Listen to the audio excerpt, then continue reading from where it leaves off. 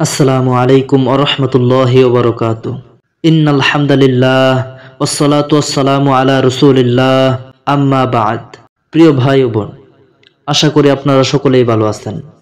আলহামদুলিল্লাহ, আল্লাহ সুবহানাহু ওয়া তাআলার অশেষ মেহেরবানিতে আমি অনেক ভালো আছি। প্রিয় ভাই ও বোন, আজকে আপনাদের সামনে যে ভিডিওটা নিয়ে হাজির হলাম সেটা হলো শবে বরাত। শবে বরাত এই রাতে আপনি কোন কোন আমল করবেন, কিভাবে নামাজ পড়বেন, এই সব বিষয় নিয়ে আজকে আমাদের এই আয়োজন।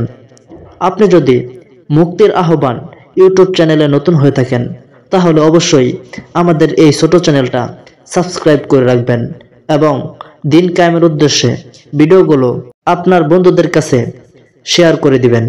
আসুন শুরু করি। শবে বরাত ও আমল। বরাত শব্দের অর্থ মুক্তি এবং শব এর অর্থ রাত। অতএব শবে বরাত এর অর্থ মুক্তির রাত।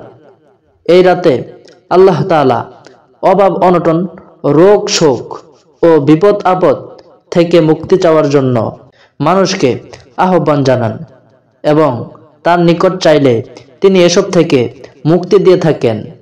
তাই এই রাতকে শবে বরাত বা মুক্তির রাত বলা হয়। শাবান মাসের 15 তারিখ অর্থাৎ 14 শাবান দিবাগত রাতই হলো এই শবে বরাত। হাদিস শরীফের আলোকে এবং ফিকহর কিতাবে বর্ণিত তথ্য অনুযায়ী শবে বরাত উপলক্ষে 6টি আমলের কথা প্রমাণিত হয়। 1. 14 শাবান দিবাগত রাতে জাগরণ করে নফল ইবাদত বন্দেগী, জিকির আজগার ও তেলাওয়াতে লিপ্ত থাকা। এ রাতে যে কোনো নফল নামাজ পড়ুন। যে কোনো সূরা দিয়ে পড়তে পারেন, কোনো নির্দিষ্ট সূরা দিয়ে পড়া জরুরি নয়, যত রাকাত ইচ্ছা পড়তে পারেন। আরও মনে রাখবেন, নফল নামাজ ঘরে পড়াই উত্তম। একান্ত যদি ঘরে নামাজ পড়ার পরিবেশ না থাকে তাহলে মসজিদে গিয়ে পড়তে পারেন।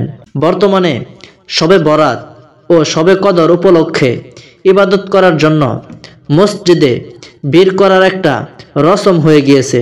এর ভিত্তিতে কোন কোন মুফতি শবে বরাত ও শবে কদরে ইবাদত করার জন্য মসজিদে একত্রিত হওয়াকে মাকরু ও বিদআত বলে ফতোয়া দিয়েছেন।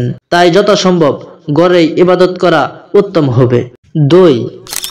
এ রাতে বেশি বেশি দোয়া করা।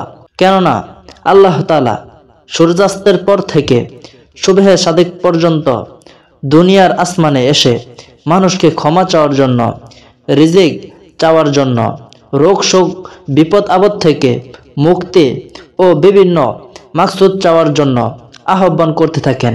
তদুপরি আর এক হাদিসের বর্ণনা অনুযায়ী এই রাতে মানুষের সারা বছরের হায়াত, মওত ও রিজিক দৌলত ইত্যাদি লেখা হয়ে থাকে। অতএব এ রাতে আল্লাহর কাছে বেশি বেশি করে দোয়া করা চাই। প্রিয় ভাই ও বোন, আজকের পর্বে এতটুকুই। আল্লাহ সুবহানাহু ওয়া তাআলা যদি আমাকে তৌফিক দান করে আমি আগামী পর্বগুলোতে শবে বরাতের আমল সম্পর্কে আরো বিস্তারিতভাবে আপনাদেরকে জানাবো। আল্লাহ সুবহানাহু ওয়া তাআলা আমাদের সকলকেই বেশির থেকে বেশি আমল করার জন্য তৌফিক দান করুক। আমিন সুম্মা আমিন। ওয়া আখির দাওয়ানা আনিল হামদুলিল্লাহি রাব্বিল আলামিন।